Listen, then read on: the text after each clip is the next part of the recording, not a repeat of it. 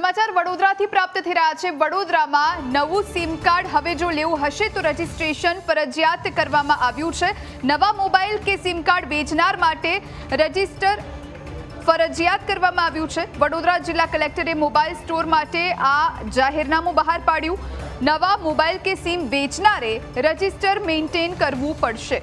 આતંકવાદી પ્રવૃત્તિઓને ધ્યાનમાં રાખી અને કલેક્ટરે આ જાહેરનામું બહાર પાડ્યું।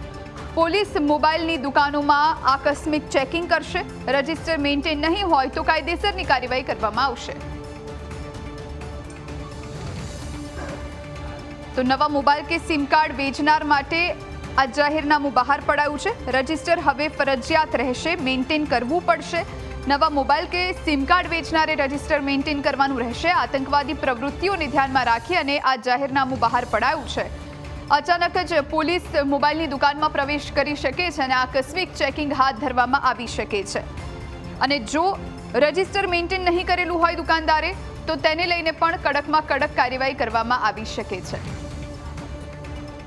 તો વડોદરાથી આ સમાચાર, જ્યાં નવા મોબાઈલ કે સિમ કાર્ડ વેચનાર માટે રજીસ્ટર હવે ફરજિયાત કરવામાં આવ્યું છે, એટલે કે એક નોંધણી કરવાની રહેશે।